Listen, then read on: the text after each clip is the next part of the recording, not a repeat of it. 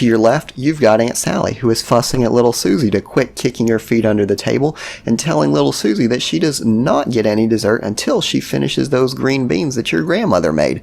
On the other hand, you've got your Uncle Frederick, who is off on a complete political tangent. You're just trying to stay out of it, picking at some cranberry sauce that you're really not that interested in, when out of nowhere, Grandpa Jedediah comes in, looks straight at you and says, "So tell me, what are you doing these days? What do you do for work?"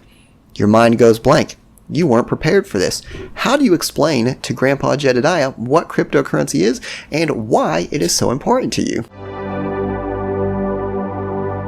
Hey everyone, and welcome back. This is the Part-Time Economist, and every time we get into the holiday season, generally between Thanksgiving and Christmas, I realize a lot of people are meeting with their families, and cryptocurrency may be something that's important to you, and you may have family or friends ask you about it, and explaining something about cryptocurrency to someone that doesn't really have a background can actually be pretty difficult, because you're trying to strike a balance between being complete and accurate, but also presenting it in a way that they can understand. So in today's video, I want to share my definition of cryptocurrency and then give you a little explanation of it. I would love to hear what your explain it like I'm five definition of cryptocurrency is. So always be sure to leave that down below in the comments. So my definition is cryptocurrency is a modern type of money for the 21st century that brings the benefits of cash to the internet era.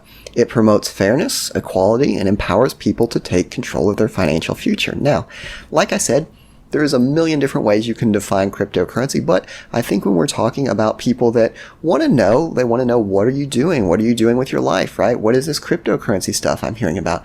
You're really trying to find a balance between being complete and detailed, but also being concise and accessible, right? You could pull out Satoshi Nakamoto's Bitcoin white paper and just start reading it off, right? They're going to fall asleep by the time you get through the first page, right? On the other hand, you could say it's internet money, and they're going to be like, okay, I have a credit card. Why do I need this cryptocurrency? I already have internet money, right? So you're really trying to strike a balance between showing them why it's different, what the benefits are, but also pitching it in a way that people can understand. And that's why I really focused on this definition, because I think each point of this has specific meaning to different people. So let's start off with this phrase, modern money and the internet era, right? We're using modern instead of a different phrase, and this is where phrasing and language is very important. New implies that something is perhaps maybe not that well tested, or that it could be, kind of a stretch, right? When we say modern, so we're saying modern money, we're saying, hey, cryptocurrency's time has come, right? We're not saying it's cutting edge because then, oh, there's risk, right? It's modern money for the internet era. And when we say the internet era, if they asked a little bit more about this, we could go into and say, hey, with this cryptocurrency, I could send money around the world. I could do crowdfunding, right? I can do instant cross-border payments, right? And different people will have different things that are interested to them, right? So some people, they might do a lot of online shopping, right? Or other people, they might send a lot of remittance payments to family members in other countries. So you can really tailor, of course, everything about this with cryptocurrency is true, but depending on your audience, you might choose to highlight certain benefits over other ones. So far, they're probably saying, okay, this is cool and all, but I can send money around the world with PayPal, right? I've got Cash App. With this being able to buy stuff online, I've got my Visa, I've got my MasterCard. And that's why the benefits of cash are so important. So it's not just internet money. I hear a lot of people say that cryptocurrency is internet money. And that's partly true, but it's the benefits of cash bringing that to the internet era. Why is that two things so important? Because the benefits of cash, right? When we think of cash, right? You've got cash in your wallet. You can go down to the store. You can buy something absolutely whenever you want, right? It is secure. If you've got cash sitting there in your wallet, you don't have to worry about if your bank, their website goes offline, or if there's a power outage, right? You've got that cash. You can spend it anytime you want. You don't have to worry about bank runs, anything like that. You are in charge of your cash. It's sitting there in your wallet. And that's why I like to say that cryptocurrency is a modern form of money that brings the benefits of cash to the internet era. Because if we go back and we're thinking about sending money around the world, right, and we're trying to use PayPal or, something like that, with cryptocurrency, we're sending it directly from us to the other person. There's no third parties, right? It's just the same as if we were sending someone cash, right? When we buy something online with cryptocurrency, it goes directly to them. When we send a remittance payments to our friends or family, again, it goes directly to them. It's permissionless in the fact that we don't have to get approval, and it can be much faster as well, depending on the blockchain, depending on how you're doing it, but it can have those benefits as well. Additional benefits, and this is why I really like to pitch cryptocurrency in two different ways. I like to say, the internet, the cash, everything like that, because that's kind of the technical aspect, right? People can think, they can say, okay, I need to buy things, I need to do this. But I also like to connect with people that may have more of the emotional side brain, right? So I say it promotes fairness, equality, and empowers people to take control of their financial future. Let's just talk a little bit about each of these. So fairness, right?